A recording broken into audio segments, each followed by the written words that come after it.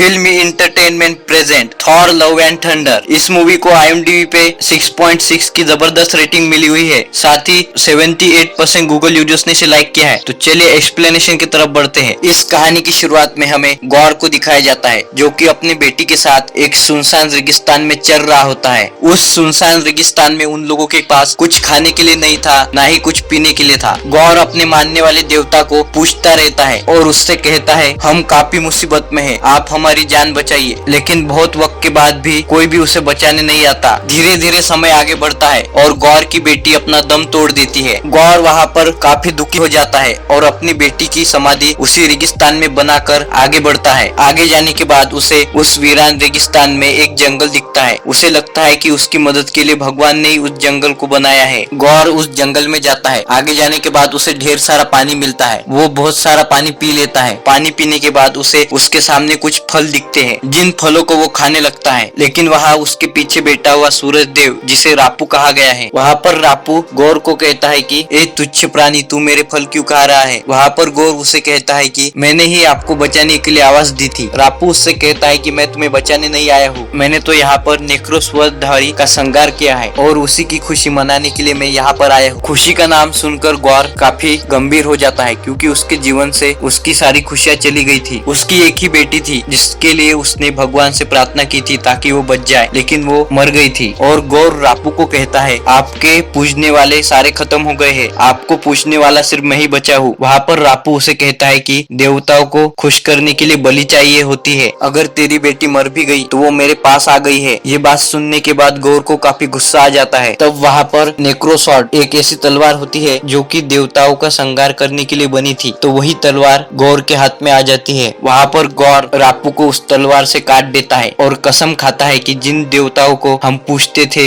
जिनको हम मानते थे, वो देवता इस लायक ही नहीं है। तो आज से मैं गौर ये कसम खाता हूँ कि उन देवताओं को मैं जान से मार दूंगा। इसके बाद ये सीन कॉर की तरफ दिखाया जाता है, जहाँ पर कॉर छोटे बच्चों को थॉर की कहानी सुना रहा होता है कि कैसे थॉर उन लोगों के लिए लड़ा जो लोग खुद के लिए नहीं लड़ सकते थे। बचपन से ही थॉर का मानना था कि बेसहारा की मदद करना उसका कर्म और धर्म है, और कैसे उसकी मुलाकात जेन फॉस्टर से हुई, पर जल्दी ही वो लोग अलग भी हो गए। साथ ही उसके माता पिता, उसके भाई जो भी उससे प्यार करते थे, वो सारे उससे बिछड़ गए या फिर मारे गए। लेकिन थॉर में एक खास बात थी कि उसने दूसरों के लिए लड़ना नहीं छोड़ा और उसने guardians of the Galaxy join कर ली और उनके साथ मिलकर न जाने कितनी सारी लड़ाइयाँ लड़ी। लेकिन हर समय उसके दिल में एक ही यादें थी, जो थी जेन फॉस्टर की। अकेले पल में थॉर इतना डूब चुका था कि उसने जनजाति संसार से खुद को दूर कर लिया और एक साधु की जिंदगी जीने लगा। लेकिन जब भी उसे कोई पुकारता था कि थॉर, तुम्हारे बिना ये लड़ाई कामयाब नहीं हो सकती, तभी वहाँ पर उसके अंदर का सैनिक जाग जाता। जहाँ पर थॉर होता है वहाँ पर स्टार लॉर्ड पहुँचता है और थॉर को कहता है कि एक जंग है जो तुम्हारे बिना पूरी नहीं हो सकती। वहाँ पर थॉर अपने स्टॉर्म बेकर को हैरी पॉटर के झाड़ू जैसा बनाकर उस पे बैठकर वहाँ पर चला जाता है जहाँ पर लड़ाई शुरू है। वहाँ का राजा एकार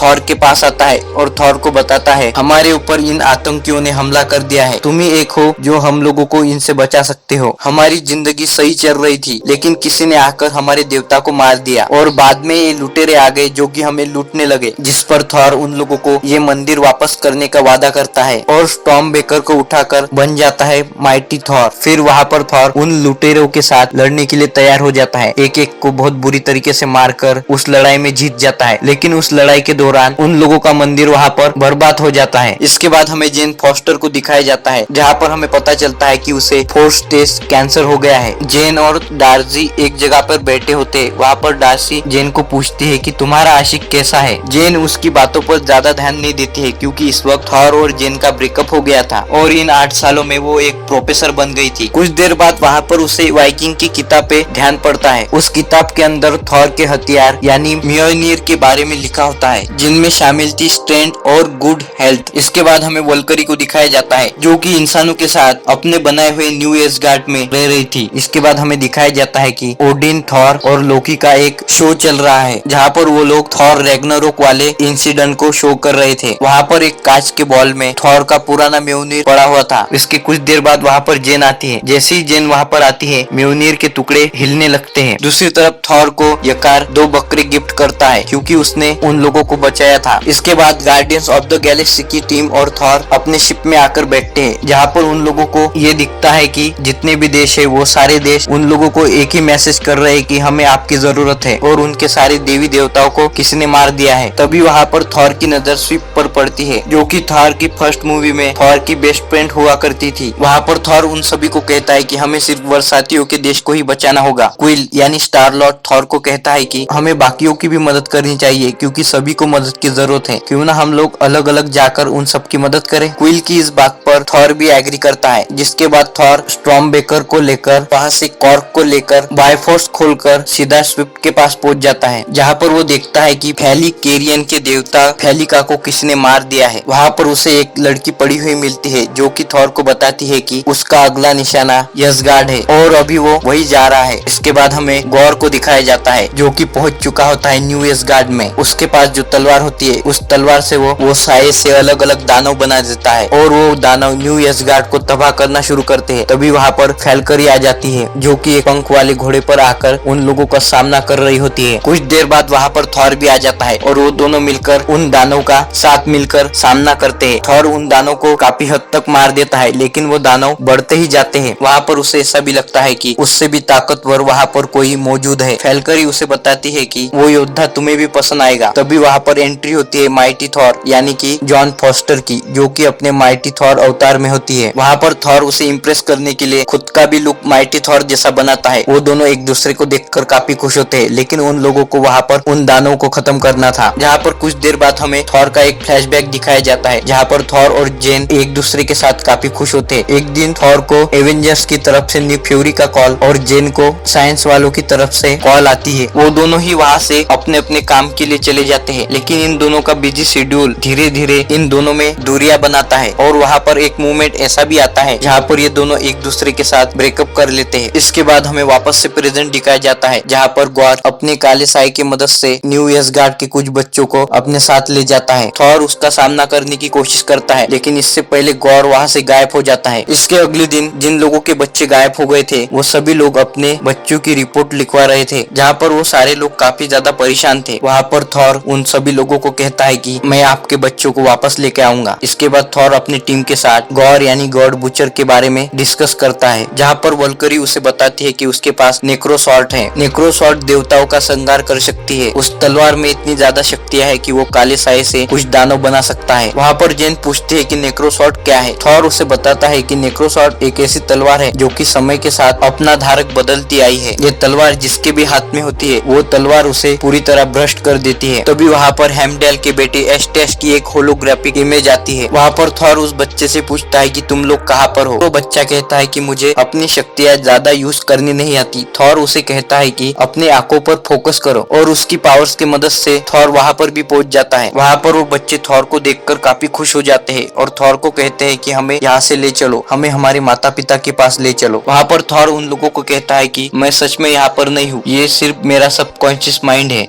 मगर चिंता मत करो, मैं अपनी टीम के साथ तुम्हें बचाने के लिए आऊंगा। वहाँ से थॉर का सबकॉन्शियस माइंड बाहर आकर थॉर अपनी टीम को बताता है कि गौर ने उन बच्चों को अंतरिक्ष के उस हिस्से में रखा है जहाँ पर रोशनी का कहीं नामो निशान नहीं है, जहाँ पर सिर्फ अंधेरा ही अंधेरा है। अगर गौर धरती पर आकर इतना पावरफुल है, तो अंतरिक्ष में उसके काले सायों के बीच वो कितना ज्यादा ताकतवर होगा, और इसीलिए उसे अगर हराना है तो हमारी टीम बहुत बड़ी होनी चाहिए। फिर वो लोग वहाँ से देवता के महल में आ जाते हैं, जो कि दूर आसमान में होता है। जहाँ जाने के बाद हम लोगों को काफी सारे देवता दिखते हैं। वहाँ पर हर चीज के देवता होते हैं। वो लोग वहाँ पर एक भेष बनाकर उस महल के अंदर चले जाते हैं, जहाँ पर उन लोगों को देवों के देव जूस दिखते हैं, जो कि बिजली के देवता होते हैं। बेसिकली वहाँ पर एक सभा बिठाई गई थी, जहाँ पर वो लोग कुछ मुद्दों पर बात करने वाले थे। वो मीटिंग काफी फनी होती है, क्योंकि उस मीटिंग में ऐसे क्वेश्चन होते हैं जैसे कि हम नेक्स्ट फ्यूनरल कहाँ रखने वाले हैं, उस फ्यूनरल में कौन कौन सी लड़कियां आएंगी, खाने में क्या बनाया जाएगा। ये सारी बातें सुनकर थॉर को काफी गुस्सा आता है, और थॉर उसका मुद्दा बताने के लिए सबके सामने आता है और कहता है कि ज्यूस बिजली के देवता, मैं आपसे मदद मांगने के लिए आया हूँ, और यूनिवर्स के देवताओं को मारा जा रहा है। जिसके पीछे हाथ है गौर का, उसके हाथ में नेक्रोसॉर्ट है, और उसने धरती के यसगार्ड से काफी सारे बच्चों को बंदी बना लिया है। मैं उन बच्चों को बचाना चाहता हूँ, इसलिए मुझे आपकी मदद चाहिए। यहाँ पर जितने भी देवता है, मैं चाहता हूँ कि उन सभी की हम एक बड़ी टीम बनाए और उस गौर गॉड बुचर को मार दे। इस बात से ज्यूस को काफी गुस्सा आ जाता है, और वो वहाँ पर जो सीन हमें ट्रेलर में दिखाया जाता है वही कपड़े उतारने का वो सीन दिखाया जाता है, जहाँ पर जूस को ये पता चलता है कि ये थॉर है जो कि एसगार्ड से आया है। जहाँ पर जूस थॉर को कहता है कि तुम्हारी प्रॉब्लम तुम्ही को मुबारक, मैं तुम्हारी इसमें कोई मदद नहीं कर सकता। वही दूर बेटी वॉल्करी और जेन ये सोचते हैं कि जूस के हाथ का जो थंडरबोल्ट है उससे हम गौर का सामना कर सकते हैं, और उस थंडरबोल्ट को चुराने के लिए उन सभी की लड़ाई वहाँ के सभी देवता से हो जाती है। वहाँ पर उन लोगों की लड़ाई चल रही होती है, तभी जूस अपने थंडरबोल्ट को थॉर की तरफ फेंकता है, लेकिन थॉर वहाँ पर उस थंडरबोल्ट को पकड़कर जूस पर ही वार कर देता है और जूस वहाँ पर मर जाता है। और इस लड़ाई के दौरान कॉर्क की भी बॉडी तबाह हो गई थी। इसके बाद वो लोग वो जो बकरे थॉर को गिफ्ट में मिले थे उन बकरों की मदद से वहाँ से गौर का सामना करने के लिए आगे बढ़ते हैं, मगर वहाँ तक जाने का रास्ता काफी अंधेरे से भरा था और उस अंधेरे में रोशनी का काम टॉम बेकर कर रहा था। इसके बाद जेन और थॉर एक दूसरे के साथ कुछ क्वालिटी टाइम स्पेंड करते हैं, जहाँ पर वो लोग किस भी करते हैं और वो लोग कहते हैं हमने 8 साल दूर रहकर गलती की। वहाँ पर जेन थॉर को बताने वाली होती है कि उसे 4th स्टेज कैंसर है, लेकिन इसी बीच उन लोगों का शिप गौर के प्लेनेट पर पहुंच जाता है। उसके प्लेनेट पर अंधेरा ही था, ये सारा अंधेरा मिलकर रोशनी को खत्म कर देता है, इसीलिए ये मूवी यहाँ पर ब्लैक एंड व्हाइट कलर में दिखाई जाती है। लेकिन वहाँ पर वो लोग पहुँचने के बाद उन लोगों को एक भी बच्चा नहीं दिखता। तभी वहाँ पर जेन को एक बच्चे की पेंटिंग दिखती है, जिस पेंटिंग के अंदर इटर्निटी की फोटो ड्रॉ करी हुई थी। वहाँ तक पहुँचने के लिए एक दरवाजा खोलने की जरूरत थी और वो दरवाजा सिर्फ टॉम बेकर से ही खुल सकता था। वहाँ पर जेन को समझ में आ जाता है कि ये सारी गौर की प्लानिंग है, यहाँ पर लाकर